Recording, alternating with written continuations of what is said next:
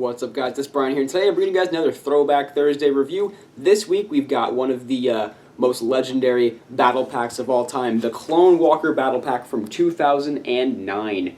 There is the box art in the form of the instruction manual. The set was number 8014, contained 72 pieces, and back in 2009 retailed for $10 US, back in the good old days when battle packs were $10. Obviously this would be a $15 set nowadays, but back in the day, $10, not too bad. And this is one of the greatest battle packs of all time. It's one of the ones that got most of us started, with 3 plain white clones and a clone gunner and a good little vehicle. So let's take an in-depth look at this legendary set. Alright guys, so taking a quick in-depth look at probably the greatest army building battle pack of all time, because it gave you 3 plain white clone troopers. It did actually come with a pretty decent build that had some pretty good pieces to it. So this was the Walker, and this is actually one of the most posable Walkers that I think LEGO has ever done.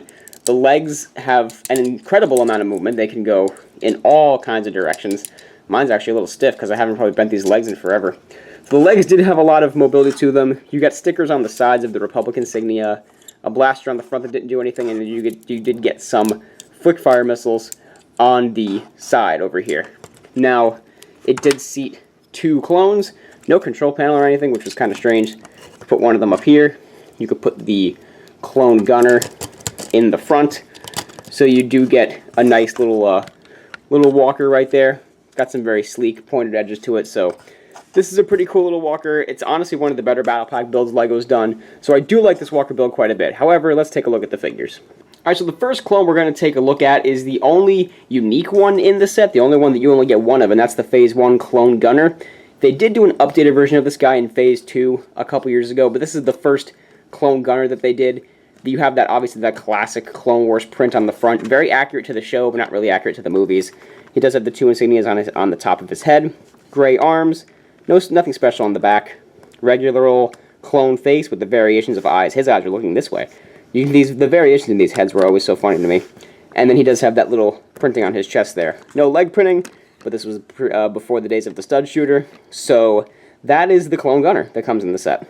And the minifigure that you do get 3 of in this set is the Phase 1 plain old clone trooper from Clone Wars, the Clone Wars variant of him. He had the regular old clone face, he had the regular torso, the regular back, that plain old helmet that I've made plenty of custom commandos out of, and no leg printing, blaster.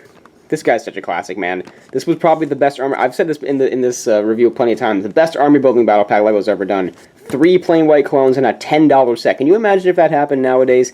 It's impossible. It wouldn't. But this is just such a classic figure, such a nostalgic figure, and possible to make so many customs out of, which, of course, I have done many of. Now, the other thing that did make this set cool is that it did give you a set of armor that you can put onto one of the clone troopers. On clone troopers, it does advertise that you can make one into a clone commander and have, you know, just 2 plain Phase 1 clones. However, this is obviously all removable, obviously. I said obviously twice there, did you catch that? But it has many different styles you can do. It gives you, I believe it gives you 2 floodlights, so you could put the floodlight on the side. Oh my goodness, I'm not close enough to see it. There we go. Put the floodlight on the side, put your rangefinder or antenna, whatever you want to call it, on the other side.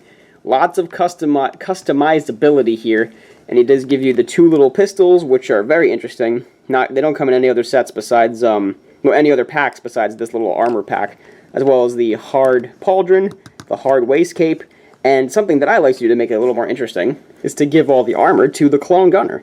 So now you have an interesting looking commander. He's got some gray arms, and he's got some interesting head print. It does cover up the torso print just a little bit, but I used to like to do this when I was a kid. It was just like mix and match and see what I could do, because I mean now that you have your clone gunner commander, you have 3 Phase 1 regular white clones. So this guy can, whatever commander you decide to name him, can have an army of Phase 1 guys with him. So I think that's going to just about do it for this review. A lot of versatility, a lot of really great functions in this set, a lot of great army building collectability here. This was the first battle pack I ever got 2 of, which was huge back in the day, of me getting a second one. My parents thought I was crazy when I was like 10 years old and I wanted a second one because I wanted more clone troopers. So it's just such a fun, nostalgic set for me. But let's get back around to the other angle, and I'll finish out the video.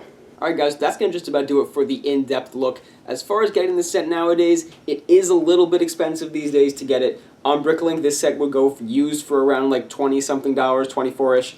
However, you can get it new for in the $40 range. However, I don't understand why you'd really want this vehicle. There have been better walkers since then, so you really just want it for the clones. And these clones are actually not that hard to come by. The Clone Commander and all of his gear can go for around $6 on Bricklink. There's a lot of listings for him that are $6. Ironically enough, the plain white clones actually are more expensive than the clone with the gear. So you can get the plain white clone right now for around $7. It's definitely been cheaper in the past though, because I've bought them on Bricklink before for like $4. So I think they're just going up in price right now because Clone Wars is popular. And the Clone Gunner is actually the cheapest of the bunch. He goes for an average of $4 on Bricklink. So they were pretty common figures back in the day, but they're not that hard to get nowadays, except for the white ones. I don't know why these guys are so expensive. It has to be because of Clone Wars, because I've gotten them for cheaper in the past. But if you want him with his gear, he's a little less expensive, ironically enough. So that's gonna just about do it for this throwback review, guys. Give this video a big thumbs up if you enjoyed. Leave me a comment down below. Any other suggestions for throwback reviews? Again, I have a whole list, but I'm open to hearing your suggestions, so leave them down in the comment section below. Thanks again for watching. This has been Brian from Watermelon Studios. Peace out, guys.